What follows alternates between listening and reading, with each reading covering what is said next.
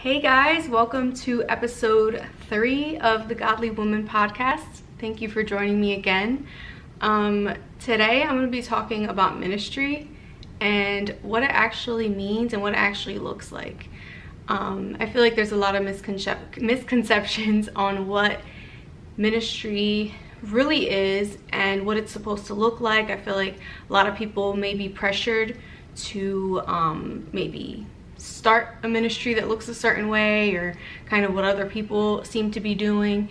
And also I wanted to add on the factor of where certain wives and mothers actually even choose this ministry over their family, and they just end up getting burnt out and their family ends up getting the short end of the stick. So I wanted to start with the definition of ministry.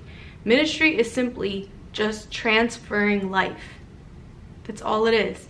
It doesn't have to look a certain way. It doesn't have to be shown in a certain way. It doesn't have to be on a stage. It doesn't have to be on a Facebook Live. It doesn't have to be in an e-course or a business or in a church building. You know, it doesn't have to. All those things are good and they're great, and if God calls you to those avenues, that's amazing, and that's awesome. But they should not be put first at the expense of your husband or your family or even yourself. But again, it doesn't have to look that way. Ministry is just simply transferring life. The life that is inside of you, that Jesus is cultivating inside of you daily, that's just you pouring it out onto other people. It just begins to start overflowing out of you into others. So that's all it is. And I wanted to speak on that because the other day when I posted on my seekfirst.life Instagram page the graphic that said a woman's number one place is in the home, I had a woman message me and very briefly told me her story, and she said, "Wow, I love that you're speaking about this because I spent 6 years of my life choosing a ministry inside of my church, and I neglected my family. I was burnt out. I thought that was what ministry was supposed to look like and what I was supposed to be doing, and God had to actually sit her down and have her prioritize." And she actually said nobody told her that her family was also her ministry, and that family is actually her number one ministry. So of course she just went by the leaders of that church and what they told her and what they made her feel like ministry was supposed to look like, and so she chose that over her family. And thank God now, she said, you know, she's so much happier in where she's at now and putting her family first in this season where she's at. But I think it's just that was just the perfect example of what people do, you know, in this walk with the Lord. We kind of stereotype a lot of things. We stereotype what we feel a pastor's supposed to look like, a teacher, a preacher, evangelist, prophet, whatever. We stereotype what ministry even is, you know, but ministry is just simply, again, just transferring life. That's it. So this woman was using all of her energy at this, you know, church that she thought was her number one ministry and neglecting her children when she really should have been transferring life onto her children. And I'm not saying to neglect the church, because I actually think that is a vital part of our growth as a believer. There's only so much you can grow by yourself. So I wholeheartedly believe, like, you need community, you need other believers around you, you need a church, and you need to be actively serving at a church. And then eventually you do need to be encouraging and uplifting and imparting and praying and prophesying over your fellow believers, because again, I really believe that is a vital part to our growth. I believe just being by yourself actually will just stunt your growth, and you won't go any further because there's nobody else imparting into you as well. And there's many of other reasons why I believe that, but so I'm not saying to neglect that and that that's not important, because it is very important, but not at the expense of your family or your husband or wife if you're a male watching. But yeah, because, you know, everything that we do, especially when our children are little, really affects how they are when they grow up. I'm going to give you a few definitions from this Hebrew picture book that my husband likes to use, and I've also been using it as well. And just for those of you that don't know, Hebrew is actually a picture language, so everything is not just translated in one word. It's actually usually like a picture with like a phrase. So for example, fear, the definition of fear in the Hebrew picture language is where was the mother? And the Hebrew definition for anger is where was the father? So just with that right there, you can see so many things going on in society, so many issues and problems, people full of fear, people full of anger and anxiety. And it directly stems from where was the mother, where was the father? I mean, I thought that was pretty crazy, you know, how it just directly correlates. So we cannot neglect our first ministry, which is the home. And I know right now you might be thinking, well, Melanie, you don't have kids. And I don't, but I thank God that I really believe that He has given me this insight through observation and revelation, so that way when I do have a family and I do have kids, I already know pretty much what to prioritize. Obviously, I can't plan everything out, and God will lead me moment by moment when I do have kids, but at least I have, you know, pretty much a good foundation on just knowing, like, never put I don't even want to call it a ministry, because everything we do unto the Lord can be a ministry. So just not to put maybe a business or doing other things outside of the home first. Not that that's wrong. We just have to learn a balance. We have to have a balance. So if you're watching this and you feel like, wow, you know, the story that I told of that woman, maybe that's you, or maybe you were thinking of even that is something that is number one, or that a ministry only counts if people see it, or it has to look a certain way, then I pray that you are encouraged by it and ask the Lord to give you some balance. You know, we can only get balance from the Holy Spirit. He always balances us out. So in any area of your life where you feel is unbalanced, it's not from the Lord. So ask Holy Spirit, where can you balance? How can you balance out your life and prioritize things where of what's most important, or where you need to give certain amount of attention to more than others. And also in not just within our own physical families, but even within the context of ministry, like when it comes to imparting what we know into others that aren't our physical children, but within the context of like having spiritual children eventually and stuff like that. I really do believe that the trajectory of that also needs to change, because I feel like right now a lot of people just have a title and they're not actually imparting into people's daily lives, or really in their lives, in the nitty-gritty of it, as a mother, as a real father would be.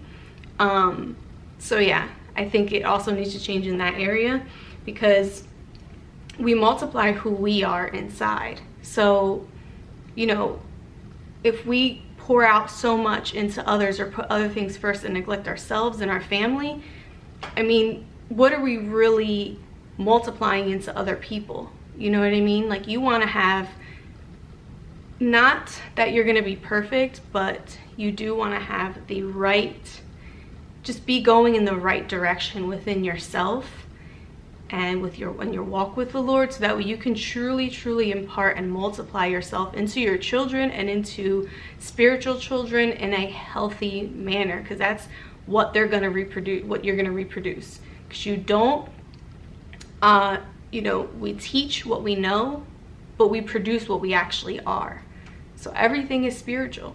So we can teach what we know, but the fruit of what we're teaching into people might not be what we see. We might see something else and we're like, whoa, do they listen to anything I say or what I teach?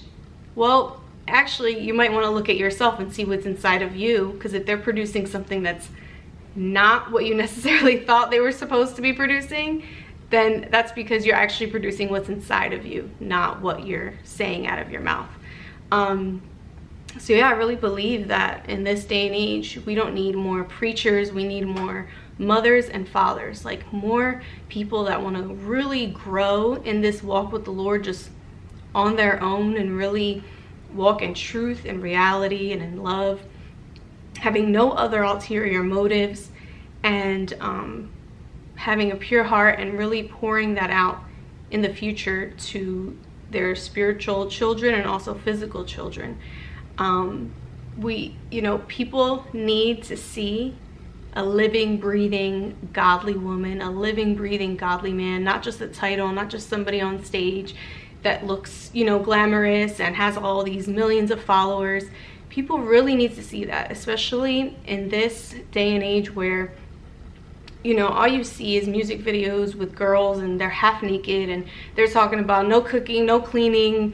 They just want to be known for their sexuality. They just want to pretend that being half naked empowers them and doesn't demean them whatsoever, which is the complete opposite of a godly woman. That's actually a Jezebel spirit. The Jezebel spirit uses seduction and sexuality to lure people in, and control and manipulation, all of those things that I'll get into in another video. But that is what they're portraying. And if I don't like to pretend that all Christian girls or women only listen to Christian music, because they don't. So they are listening to these things. Even those girls that you think they go to church, they should be fine.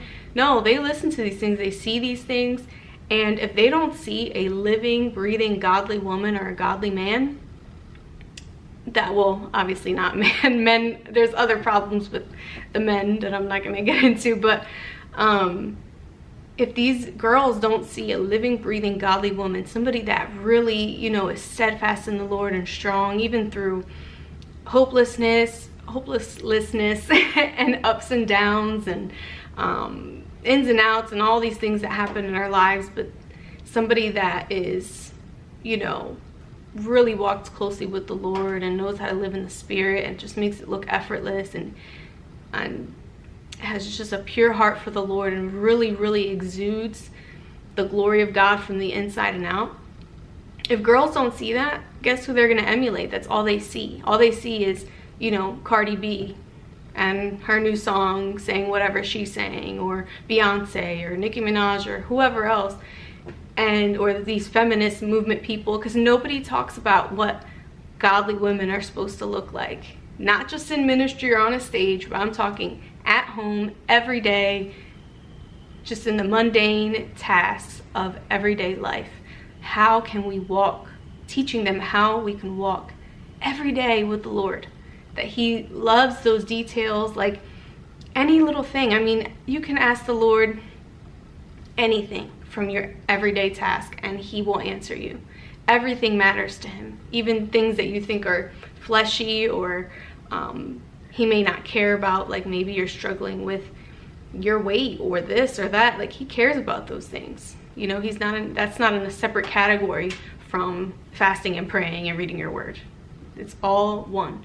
So yeah, like these girls really, really need to see what a real mother looks like.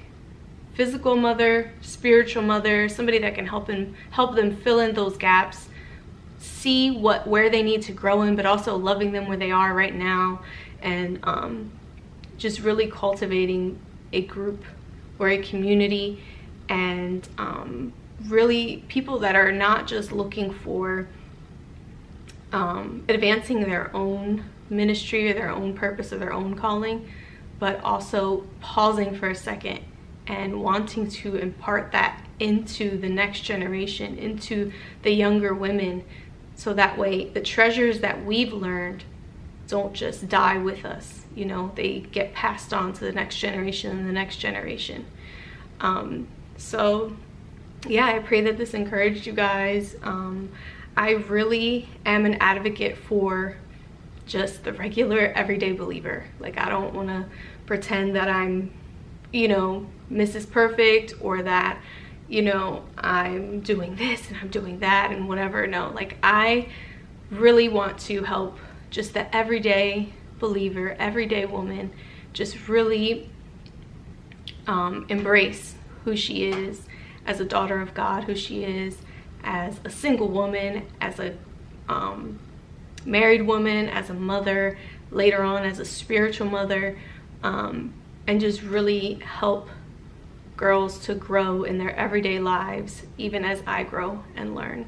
So I thank you guys for coming with me on this journey, and I'll see you next time.